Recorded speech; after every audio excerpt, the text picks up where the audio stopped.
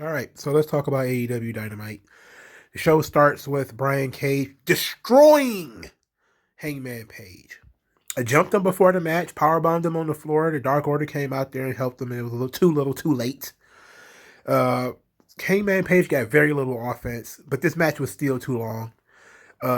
I'm okay with what happened, and actually, this was probably some of the best booking, actually, that you could that they could have done. Let me explain. One, Brian Cage needed a big win. This was a dominant win, a big win. He needed that. The number two issue, though, is the bigger issue because you had Hangman Page as the number one contender for the AEW World title. Now, unless you're going to have Page versus Omega, he has to lose. He's got to get out of that spot. So that was smart. Okay, it was very smart for them to see. Okay, Hangman's winning. Now he's the number one contender. How long can we BS without him getting a title shot? How do we get out of that? And then the only other option you have is for him to lose. So they beat him, and they beat him in absolutely embarrassing fashion. He never really got any offense in. And, so now he's got to start all over again. And that's a good story. That's a good story. Now, I don't know who's the number one contender now. I think it's Orange Cassidy. But since they're not really lining up anybody to wrestle Kenny Omega, it doesn't matter, But you can't have Hangman Page because they're trying to push back this whole Page Omega match. They don't want to have it yet. So Hangman being the number one contender was actually in the way. So that makes sense. Because you have to explain at some point why this guy's not getting a title shot. And he's winning all the time. I guess you could say strength of schedule because he's not really beating top level guys. But Brian Cage get a statement win. It's a little too late for some people. I don't really care about Brian Cage at all. This was the first time he was actually booked as a guy his size should be. And they still try to protect Hangman Page a little too much for me. But I'll take what I can get on the big guy looking like a big guy tip. So that was good. I actually didn't hate this. I just thought that, he should have been able to beat this guy a lot faster. I know that he's a get your shit in guy. I got to do my fall away curls and all that. Come on, man. Do things that make sense. Powerbomb him on the floor. He's out of it. Hit a couple of big moves. Hit him with your finish and pin him, And it would have been, the more time you give him to come back and to fight back, the worse it looks. If he'd have beat him in short order, it would look like, okay, that powerbomb on the ramp took him way out of the match, and he never really got out of the box. So I'm okay with this. Good booking decision. The next match, the next segment was Omega and the Elite all cramped in a limo, and Carl Anderson is not wearing pants. I mean, come the fuck on, man. Come on. Anyway, Omega is mad at Moxley and Kingston. He says that everywhere they go, money and gold follows, and that he's not scared of Moxley and Kingston. He's not scared at all. But he wants them to prove themselves. So, Eddie Kingston wants to fight, fine. He's going to have to fight Michael Nakazawa. Then the horn blows, and everybody jumps and like, oh. And they're like, we're not scared. And I was like, okay. So let's continue. Later in the show, we get Eddie Kingston comes out, and he wants to fight Kenny Omega. He's like, look, I want to fight Kenny Omega. Bring him out here. Omega, get out here. Omega comes out there and says that we are the guys looking for revenge. And that, not you. We're mad at you. We are the guys mad at you for what you did to our bus, our trailer. So Michael Nakazawa attacks Eddie Kingston from behind with a laptop. Does him no good. He gets beaten up by Eddie Kingston. And Eddie Kingston is going to threaten to break Michael Nakazawa's ankle. He's going to Pillmanize his ankle. And he's like, get in this ring and save your guy, or I'm going to break his ankle. And Kenny Omega says, like, look, he knows what he was signed up for. He's on his own. He knows what he signed up for. And so that I like that. He's like, I'm not going to sacrifice myself for this guy. I'm not going to do that. So they take out Michael Nakazawa, and then he says, "Okay, look, we're not done. You're not going to fight me." He waves out Brandon Cutler. Now Brandon Cutler comes out, then he's immediately attacked from behind by Jon Moxley. And Jon Moxley, of course, attacks Kenny Omega. They choke Kenny Omega out. Nobody comes to help. No Young Bucks, no Good Brothers. Where were they? Where were they? I don't know. Somebody should have explained where they were. Now maybe they were. Maybe it did get explained, and I was just kind of like do, and not paying too much attention. But the guy got choked out, and then they tried to Pillmanize his ankle, and then they said, to Don Callis, give us what we want, or we're gonna break Kenny Omega's leg. And they're, what do you want? And Don Callis, what do you want? What do you want? What is it? What is it that you want? And they said, we want a tag team match with Kenny Omega and Michael Nakazawa. And Don Callis says, sure, whatever. Just don't hurt Kenny Omega. You hurt Kenny Omega, you get no match. Perfect sense. That's good logic right there. And then I just was like, you know what? I was on board with all of this until they said, I want a tag team match. This guy is the world champion. Don't you want a world title match? I mean, this is a perfect opportunity to skip the line. Because you're kind of blackmailing him, you can say, look, I want Kenny Omega one-on-one for the AEW world title. I want to hurt him in the best way possible. Eddie Kingston versus Kenny Omega for the AEW world title. That's what I want. And then Don Callis still would have had to give it to him. And then, so what? So what's the worst that could happen? Kenny Omega beats Eddie Kingston? So what? This tag team match is stupid. You had the champion over a barrel, in a perfect situation where he has no help, and you want a tag team match? That's a huge logic hole, man. Come on. He could have said anything. He could have said we want a handicap match 2-on-1, even though that's not realistic. That was dumb, But this tag team match is just as dumb because it's basically a handicap match. Because Michael Nakazawa was the one going to take the pin, right? They have a way of setting up certain people in AEW to just get pinned. And this match exists just so Michael Nakazawa can get beat. So it was stupid. You got two street smart dudes. Neither one of them want to be the world champion. Neither one of them could recognize that will hurt Kenny Omega more than Pillmanizing his leg is taking one of his titles. You could have even been an asshole and said, Eddie Kingston wants a shot at the AEW world title.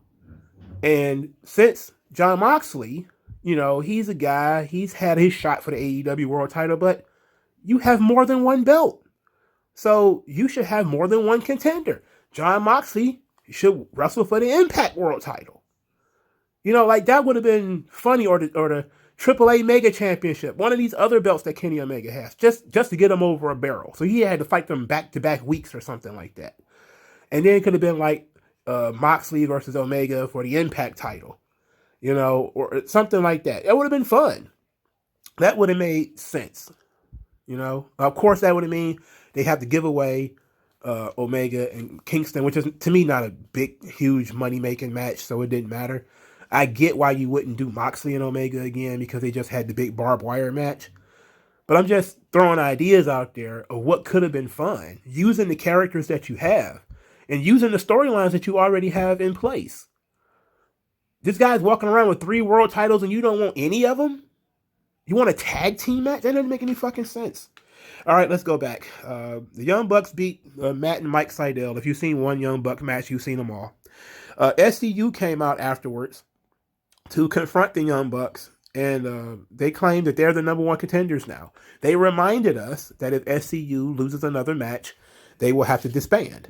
And they said, hey, we expected to come out here and have a friendly challenge with our friends, but we find 2 entitled bitches. And that, we're going to beat you guys and maybe smarten you up. Just put your names on the dotted line and it's on, daddy. I was like, okay. Of course, this is a perfect setup to break up SCU. The Young Bucks are gonna, take the old guys behind the building and put a bullet in them. Okay, that's fine. I don't care. SCU hasn't been on TV in months, so it's again weird that these guys pop up out of nowhere and they're number one contenders. It's like okay, who cares? But they also then, despite the fact that SCU was number one contenders, they set up another match, a fatal four way or something like that, uh, in which it's a number one contenders match, and I just kind of said whatever. This would have been fine. Just announcing SCU versus the Young Bucks right here, right now, and then set it up for 2 or 3 weeks from now would have been fine. But they gotta have yet another match, and okay, whatever. Jade Cargill did another Randy Macho Man Savage promo where she just says the same thing over and over again. I'm my own boss. These managers want to cut in my money. I'm that bitch. Yada, yada, nothing. We're not going anywhere here. She just changed her shirt. That's the only thing she changed. The promo is the same. She just changed her clothes. Then we get Orange Cassidy versus Penta El Zero Miedo.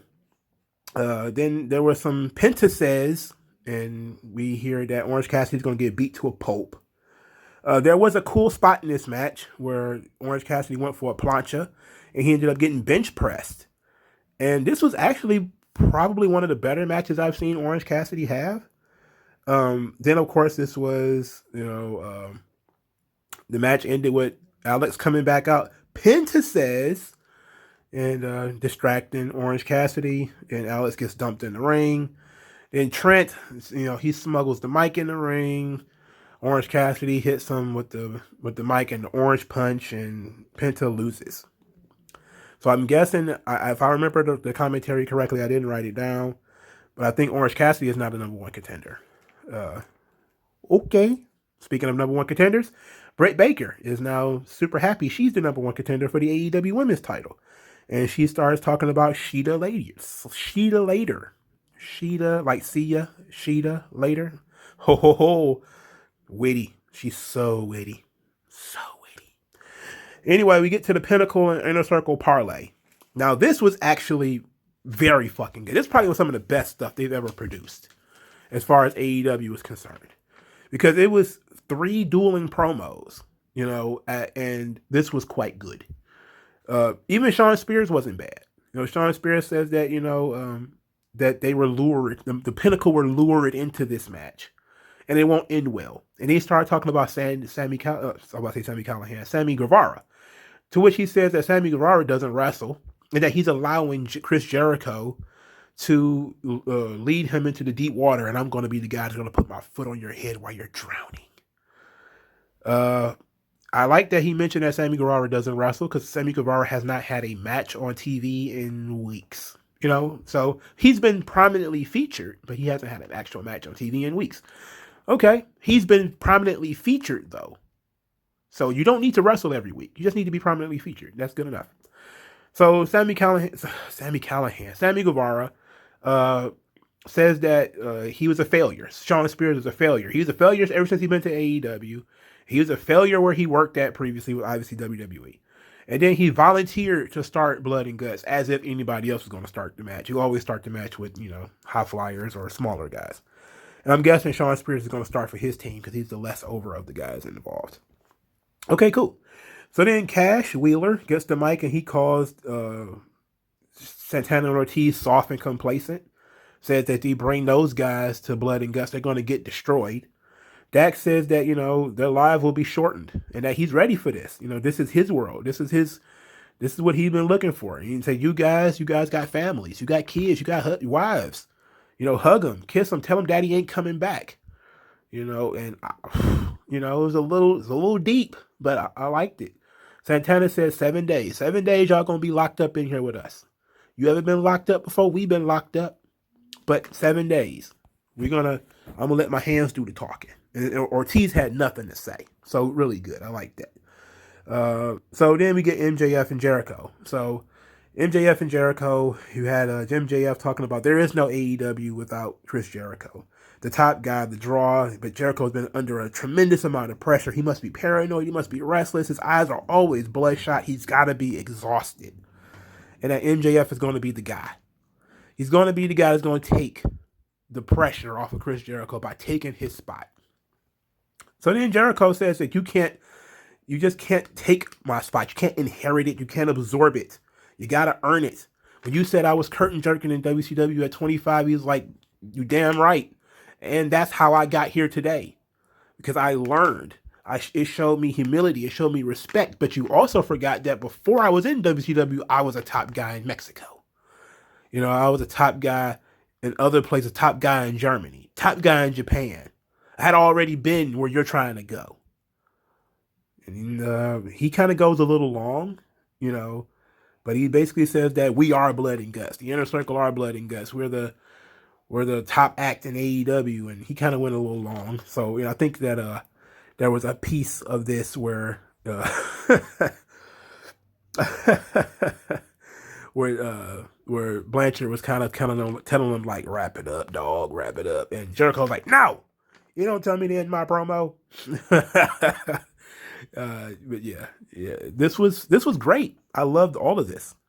This was fantastic. I can't say it. I'm interested in this match because it's going to be interesting. People thought this was going to be a one match show. It ended up being, I think, 4 matches, which is basically telling me that this match is going to be shorter than a regular War Games match, I believe, which probably is going to be for the best. I think that 5-minute wait is too long. I've always thought that. That they have to be locked in the ring together for 5 minutes. That's too long. It should be 2 or 3 minutes. The Royal Rumble is 2. They should go with that. They have to be locked in the cage for 2 minutes, and then every 90 seconds afterwards or something like that, new people come out. It needs to be enough time where the handicap matters, but it can't be too long. And I sometimes feel like these matches are too long, especially with the Elimination Chamber too. Like that 5-minute wait it's a little too long. We can shorten that. They might be doing something smart by shortening this match. But that half of AEW was good. That half of AEW was a big thumbs up. I enjoyed that half of AEW. Except for the Young Bucks match. I didn't need that. I even thought that the Orange Cassidy match was okay. I zoned out a little bit, but I was back in after I saw, Orange Cassidy get bench pressed. I was kind of back in. And then I was like, okay, this show is actually not terrible. Then we get another great promo. Taz gloating about Brian Cage winning. Now he wants to talk to Christian. He's like, hey, look what I did for Brian Cage. Look what I can do for you. And Christian is like, you were one of the toughest guys. You talk the big game. You walk the big game. Now you're just latching on to the youth. You're a leech. I was retired for 7 years. I represent everything you wish you could do. He says, send your boys, line them up. I'm going to teach them a lesson. I don't believe in winning and losing. I believe in winning and learning. And I'm teaching your boys that they don't need you. Hopefully they'll learn. And I was like, oh, yeah. Yeah. That was good. That was good too. Christian ran the lumber into Taz. That's good stuff. And it's planting more seeds of, Taz losing control of his group. Okay, good. And then we got Chris Statlander versus Penelope Ford. And I was instantly like, oh, boy. Statlander won, but this match was too long, obviously. I didn't care. I genuinely didn't care. Penelope Ford had not been on TV since Arcade Anarchy. There was no build up to this match. She just did it. I get that they fought in Arcade Anarchy. Now they're going to have this match 4 weeks later or whatever. But we could have put some promos on this or something. We could have did something. And plus, sometimes there is something that needs to be said about matches where the outcome is really predictable. They don't need to be that long, So this is tied up.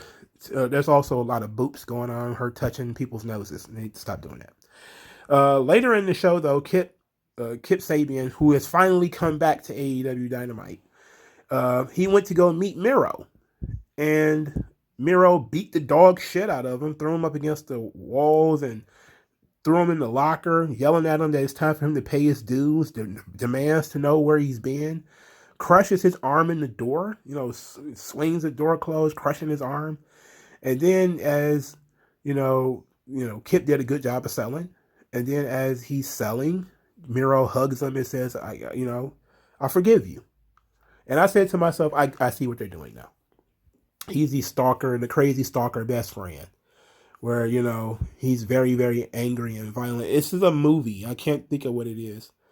I wrote down Cape Fear, but I know Cape Fear is not the movie. Cape Fear is the movie where I think it was De Niro, and he was being creepy with that underage girl. Well, I think it was Juliette Lewis, and he was being friends with the family in order to try to bang this girl, but they was like on a boat or something like that. If I remember correctly, that's the movie. I don't think that's the movie that they're doing here, but they're doing some type of movie that I've seen before. I just can't remember what it is. Is it interesting? Perhaps. Because now we're going to deal with this situation where Miro is going to be this violent best friend, where, as long as everything is going well, he's going to be happy and everybody's going to be doing okay. But when things go sour, he's going to be abusive and violent. And that could be interesting, depending on how they do it and depending on how they build it. So far, they've done a decent job of explaining that Kip being away is what caused this. So that's a good thing that, Kip was gone so long in order to build this particular angle right here. That Miro was so mad that when he seen him come back, he was like, all right, where have you been? He started, throwing him around, destroying him and stuff. Very interesting. So I'm okay with this. And plus, it was obviously predictable that he was going to beat up Kip the next time he saw him. So I'm interested in where they're going next with this. How is Kip going to respond? Because Miro is so much bigger than he is, and so much more physical and so much more violent. This actually makes Kip very interesting. He's very sympathetic because he brought this guy into the company. Now this guy's trying to kill him and won't leave him alone and stalking him and everything. That could be very good. See, I was very positive about this episode of AEW Dynamite. And then we get the factory. This shit. They show up on the Nightmare Express, a bus, right? With Cody's tattoo all over it. Cody is he's such a megalomaniac that he has to show off everything. He has to have his own special entrance. He's got to have his own special bus. He's got to have his own special Snoop Dogg entrance. He's got to have his own training facility that has his nickname on it. It's just ridiculous. Like, God damn. I mean, imagine if Triple H had a Triple H bus, an H bus, or something crazy like that. Like in NXT was called the Helmsley Factory or some shit like that. Like that would be, everybody would be talking about how, insane that is, that everything that this guy has is branded with him. Like him, it's almost Donald Trump like. Like people are like, oh, Trump is an arrogant prick. He puts his name on every building. Like shit, so does fucking Cody. And so does, the Young Bucks and shit. They put the Elite on everything. Like these they brand everything with their name and their face on it, Even Vince doesn't do that. And he's pretty egotistical. He doesn't even want to be on TV. These guys want to be on TV all the time. They want to be in the biggest storyline. They want to be the world champion. They want to be all this stuff. And of course, all of this built up to Cody's big return. So we're going to skip this fucking match because who cares, right? It was Nick Comoroto, QT Marshall, and Aaron Solo versus Billy Gunn, Lee Johnson, and Dustin Rhodes. I will say this, though. Lee Johnson showed his ass in this match. There was a spot when he was outside the ring throwing punches on QT Marshall. I just felt like it was kind of ridiculous because he had 48 non-protected punches where QT was just flopping back and forth like a video game character. And like, oh. He wasn't like, when somebody, like, you made him look like shit. right? Like Lee Johnson was throwing decent looking punches from the angle that I could see him. He was very fiery, very turned up, but QT didn't help him. He was adjusting his shirt as he sells, and I'm just kind of like, wouldn't you think that if he's going to be throwing 100 fucking punches, you would ball up, right? Turtle up. And like QT has been in the business, what, a decade? He should know by now. That I forget who was telling the story. I think it might have been Jim Cornette. And they talked about this whole, if a guy hits you more than 3 or 4 times and you don't take a bump, he looks like shit. Now I'm not gonna go and say, hit the guy. I'm not gonna go that far. But you need to sell it like a fight, not like a video game. Right? Like this guy was selling like he was getting jabbed in Street Fighter. Like, I'm like, what the? Come on, man. Ball up, protect your head and neck, protect your body as he throws the body punches. Go down to the ground. You're a heel. Go down. Take a bump. Bump for him or something. That was a really good spot for Lee, and he could have looked really good, but instead he looked silly. Now in the match though, he did actually look pretty good. He almost killed himself on that little flippity do thing he did over the top rope. I wish everybody didn't feel the need to do that. But his comeback and his fire up and stuff like that was actually pretty good. He needs to put some weight on, but he's not bad. The governor punched him in the stomach, and then he punched Billy Gunn in the stomach, and that's how they lost. Because the governor punched the guy in the stomach. Oh my word, gut punches. My favorite. So then the factory, they all leave. They beat him up. Then they leave. Camarado, Solo, they all left, leaving QT Marshall outside in the arena for some odd reason. Then the Gun Boys, Billy Gunn's sons, jumped QT Marshall, beat him up, and they were beating on him for who knows how long before the factory came back. And then QT fled the ring to the bus. And then when he opens the bus, there's Cody. Cody comes out of the bus and starts punching and fighting. He's full of fist and fire and fury. And then QT powders. He climbs to the top of the bus, reasons unknown. Of course, Cody follows him to the top of the bus. I mean, come on. And then while they're on the top of the bus, they fight some more, and Cody beat him up, put him in the figure 4. I thought Cody was going to throw him off the top of the bus. That's what I thought he was going to do. That would have been big. There was a giant crowd out there where you had a bunch of people like with their hands in the air, like, yeah. You could have had a bunch of people down there catch him, just launch him off the top of that damn bus, and all the people could have took a big, huge bump, and everybody could have went down, and it looked pretty nice. And it also looked like Cody was fed up with this shit. And for some reason, referee Aubrey was on the top of the bus. It wasn't a match. What the hell she was doing up there? So, Cody, everything's about Cody. He got his moment in the sun, literally standing over everybody, muscle flexing and being Cody. Yeah, he truly is the son of Dusty Rhodes. Truly the son of the American Dream, baby. So then we get to the main event. Now, here's where I'm going to have a big problem. So, 10, I don't know his name. I have no idea who he is. He does a promo saying why he wants to be the AEW TNT champion. And he wants to be the AEW TNT champion because that belt represents Brody Lee. Brody Lee is his friend, and Brody Lee was the guy who brought him into the Dark Order. And Brody Lee was the guy who was his inspiration. He looked up to him for the moment that he came into AEW. I was just kind of like, we're still milking this. And I've gotten negative on the Brody Lee stuff. I've gotten negative on it. Now, people want to say, well, WWE did the whole Eddie Guerrero thing. And they pushed Rey Mysterio because of Eddie Guerrero. Even though Eddie spent that whole summer putting over Rey. And this was kind of expected, but they decided to give him the extra sympathy bump. And people were really upset about that. You know, they did a similar thing with Chris Benoit. They were like, oh, stop using dead people in storylines. But now you got this guy's 9-year-old son running around every goddamn week. Now you got these guys who I don't even know who he is. I don't know what he stands for. I don't know anything about this guy. As a matter of fact, he's rarely on TV.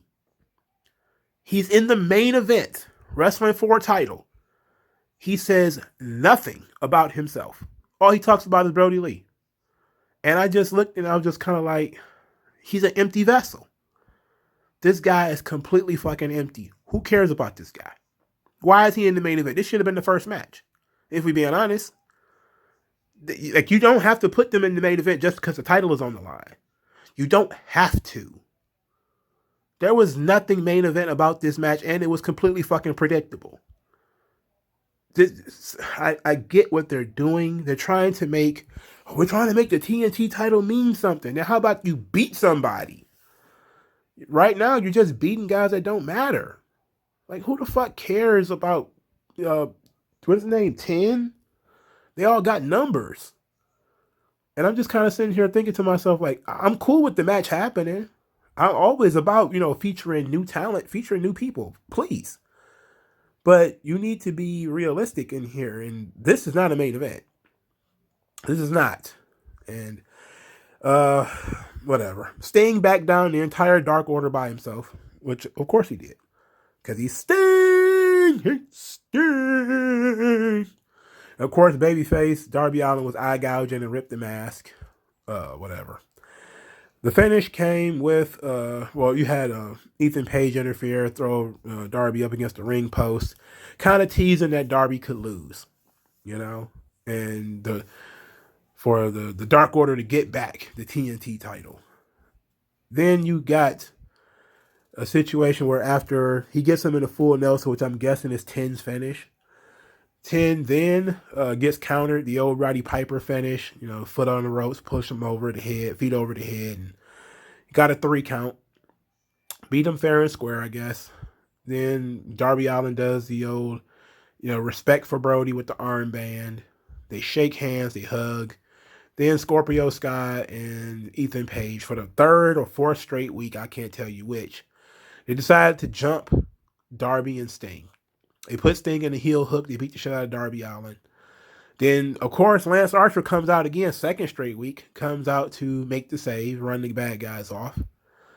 And I was sour at the end of the show because I'm like, this show ended the same way it ended last week. And I think it might have ended in some way similar the week before last. I think it's been about 3 or 4 straight weeks of this. And you can say, I get it. The propaganda machine of the wrestling journalists who only speak negatively about this. Speak positively about this show, I should say. They don't criticize. They just enjoy. They just, they consume product and wait for next product, right? I'm not going to do that. I criticize everything that I watch. This show was better than usual. Let's put it like that because of the promos. They really did a good job of putting over the promos. The matches were the same shit, though. And I think the second half of the show really suffered from bullshit, being not interesting and featuring people I don't care about, especially the main event, but whatever. This was a solid episode of AEW Dynamite because I really enjoyed some of the promo work here. But I'm not going to lie to you, man. The Eddie Kingston wanting a tag team match is basura. That's bullshit. It's bullshit, dog. 10 wanting to be the champion because of Brody Lee. Not anything personal. He has no personal ambitions, no personal goals, no personal motivations. He just wants to be champion because of Brody Lee. And he still got his son hanging out with him. Like, man, come on, bro. And wrestling journalists are like, oh my God, he's so handsome. Why is he still wearing a mask? What the fuck are you talking about? And this was like if you had put fucking Humberto Carrillo in the main event of Raw or something like that. People would have been like, what are they doing? It's like, yeah, what the fuck are they doing? This is dumb. But whatever.